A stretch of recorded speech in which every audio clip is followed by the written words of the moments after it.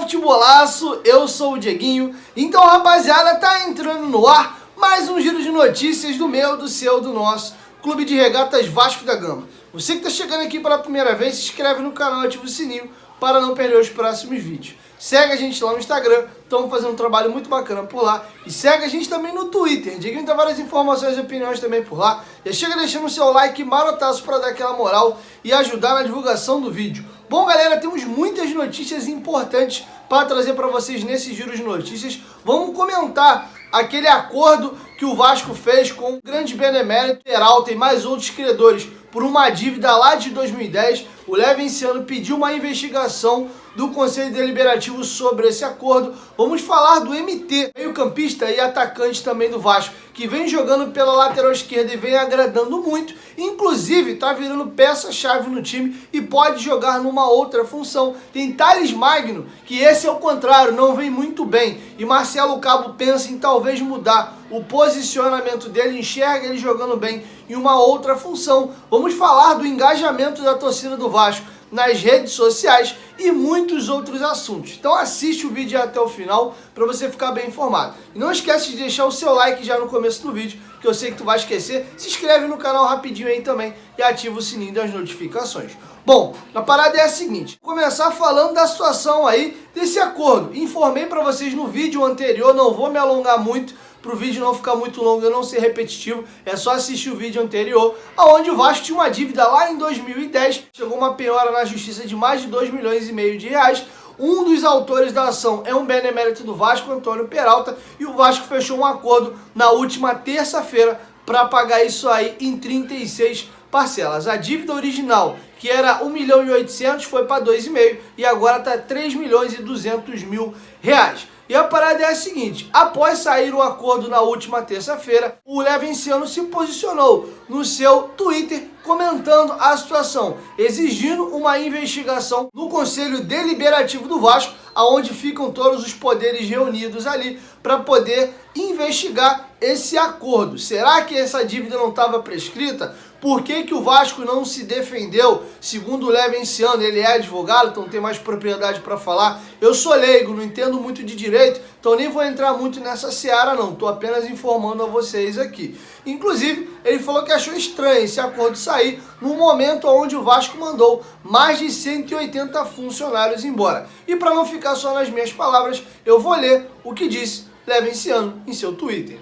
Confere aí. O Conselho Fiscal Subjúdice tem a obrigação de fiscalizar quanto ao imoral acordo com o presidente do Conselho de Benemérito. Dois aspectos relevantes: se a alegada dívida não está prescrita e a existência de título executivo, que no caso seria o termo de adesão assinado pelos exequentes. Se o clube sequer apresentou defesa, há de se apurar o porquê, pois caracterizaria conluio para locuplentamento ilícito às custas da instituição, exatamente no momento em que gera desemprego sobre fundamento de falta de recursos suficiente para o afastamento para preservar o Profut. Bom, galera, vamos falar agora de engajamento. A torcida do Vasco ela é muito conhecida pelo seu forte engajamento em causas para ajudar o Vasco e também nas redes sociais. E a FIFA está promovendo todos os anos aí qual é o clube mais engajado no mundo no Twitter. Ano passado teve a Twitter World Cup e o vencedor foi o Flamengo, disputando com outras equipes no mundo. Nesse ano, 3 equipes brasileiras aí representam o Brasil: Vasco, Flamengo e Atlético Mineiro. O Vasco caiu no grupo E, aonde tem nesse grupo Vasco, Barcelona, Boca Juniors, Dodgers e Simba. O Vasco já fez 2 confrontos com Simba e com Dodgers, venceu as 2 partidas e está liderando nesse momento o grupo E. O Vasco ainda falta enfrentar o próprio Barcelona, que também venceu 2 confrontos, e o Boca Juniors, que até aqui fez apenas uma única partida. Enfim, você que quiser ajudar o Vasco aí a ganhar esse prêmio aí de clube mais engajado no Twitter, você pode dar uma olhadinha lá na Twitter World Cup e votar toda vez que estiver rolando a enquete de um clube contra o outro. É só você votar que o Vasco pode ganhar esse prêmio aí. E para finalizar esse assunto em engajamento, o Deportes e Finanças, que avalia aí redes sociais de clubes, acabou de fazer um levantamento e o Vasco foi o 6º clube das Américas que teve o maior engajamento no YouTube. Essa conta é feita mediante as contas oficiais de todas essas equipes e o Vasco se destacou em muito. Enfim, a gente está careca de saber a força da torcida do Vasco. Infelizmente, não vemos tendo gestões à altura da torcida do Vasco, que não consegue usar essa grande mola propulsora que é a torcida do Vasco para fazer esse clube ressurgir das cinzas. Mas enfim, você, torcedor vascaíno, está de parabéns. Bom, galera, e falando em estar de parabéns, tem um outro jogador aí que tá muito de parabéns nesse começo de temporada, que é o MT, ou Matheus Nunes. Como vocês viram na escalação do Vasco aí, muita gente falou quem é Matheus Nunes jogando de lateral esquerdo. CBF exige que os atletas tenham seu nome e sobrenome colocados de maneira correta na súmula. Então por isso ficou lá Matheus Nunes para quem ficou um pouquinho perdido. Independente de nome, a parada é a seguinte: o MT foi integrado, né, com aquela molecada do time sub-20 para fazer os 2 primeiros jogos do Vasco aí contra a Volta Redonda e Portuguesa. Pela lesão do Riquelme, o Vasco não tinha nenhum lateral de ofício ali no time sub-20 para poder fazer os primeiros jogos. E o MT, que é meia de origem e joga também ali do meio para frente, ele joga em todas. Ele joga de centroavante, joga de meio armador e sabe jogar nas duas beiradas, já que ele é um jogador muito habilidoso. Quebrou um galho ali na lateral esquerda e foi muito bem. Inclusive foi um dos destaques do Vasco na partida ontem, já é o 2º jogo dele aí com o time principal, né? Ele fez 2 jogos com o Sub-20 e um com o time principal contra o Nova Iguaçu. E esse jogo da Copa do Brasil contra a Caldense, e vem chamando muito a atenção de Marcelo Cabo. Nós sabemos que o Zeca foi contratado para ser o lateral esquerdo. A tendência é que, após o Léo Matos recuperar sua condição física, ele deve ser o titular da lateral direita e o Vasco deve utilizar aí Zeca na esquerda e Léo Matos na direita, podendo revezar o Léo Matos com o Caio Tenório. E o MT pode inclusive ser utilizado jogando no meio campo, que é a sua posição de origem. Pode dividir a meiuca tranquilamente, ele de um lado e o Marquinhos Gabriel do outro lado. O Vasco jogando apenas com 2 atacantes. E eu vou falar dessa questão de 2 atacantes daqui a pouquinho, quando eu for falar do atacante Thales Magno. Mas enfim, para não ficar só nas minhas palavras, eu vou deixar vocês aí agora com o Marcelo Cabo, que elogiou muito as atuações do MT. Confere aí. Às vezes, a história do futebol te traz pela uma carência, você acaba ganhando um bom jogador. O MT é um jogador muito bom, jogando de meio atacante. Mas hoje nós vimos que nós também podemos ganhar um bom lateral. E ao longo da história do futebol, alguns jogadores foram deslocados do meio para a lateral e chegaram até a seleção brasileira. Então o MT tem se comportado muito bem, um jogador com uma imposição física muito boa, muita força, muita técnica, e a gente criou um mecanismo de jogo que ele pudesse ser um construtor por dentro. Então hoje ele teve muita ação, é um plano tático de criar um pouquinho mais de profundidade e amplitude com o Thales e ele vir construído por dentro.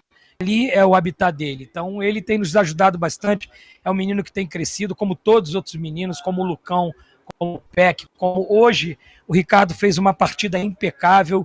Claro que na partida passada ele não foi tão bem, mas hoje ele fez uma partida impecável e com isso a gente vai fortalecendo o nosso elenco com essa garotada, mesclado com a experiência desses jogadores que estão dando muita sustentação para eles, estão dando dia a dia e o trabalho está começando a ficar bacana. E falando sobre a mudança de um atacante aí, vamos falar de Thales Magno. O Thales Magno fez até uma boa partida contra o Nova Iguaçu, mas ontem contra a Caldense fez um péssimo jogo. Inclusive, na minha opinião, Marcelo Cabo mexeu errado na equipe no segundo tempo. O escolhido a ser substituído era para ser o Thales e não Gabriel Peck, que vinha fazendo algumas jogadas ali interessantes, principalmente na primeira etapa. E ele comentou um pouco da partida e da análise dos jogos do Thales Magno sobre seu comando e disse também que pode sim mudar a posição do Thales Magno, porque ele sabe que ele pode jogar também como um segundo atacante, girando ali próximo de Germancano. Marcelo Cabo vai comentar os jogos dele e vai falar também dessa mudança de posição.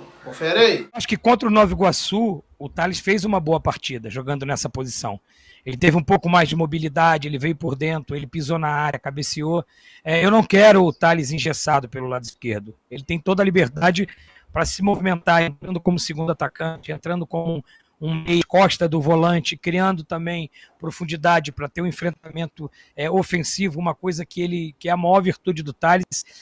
Hoje, eu acho que pelo encaixe de marcação do adversário, eu acho que ele teve alternância boa no jogo. O primeiro tempo do Thales eu achei bom, esse com o MT, uma variação de posicionamento, né, do primeiro tempo. Eu acho que no segundo tempo caiu sim um pouco de rendimento, não teve um segundo tempo como o primeiro, mas não, eu não quero o Thales engessado, eu posso até usar o Thales, fazer um 4-4-2, usar o Thales mais por dentro como segundo atacante, né, com camisa 9, então a gente está criando essas alternativas. Eu só tenho apenas 15 dias de trabalho, tivemos que enfatizar a primeira semana uma parte física, e agora que a gente está idealizando aquilo que a gente tem de ideia, de conceitos para a continuidade da temporada. Bom, galera, é isso. Sobre Thales Magno, falei várias vezes ano passado, quem é inscrito no canal antigo, que eu não acho que o Thales Magno é ponta esquerda. Ele é um jogador que joga melhor centralizado, próximo à área, podendo jogar girando ao entorno ali do centroavante. Ele é jogador de drible curto, né? E quanto mais próximo ao gol, é melhor.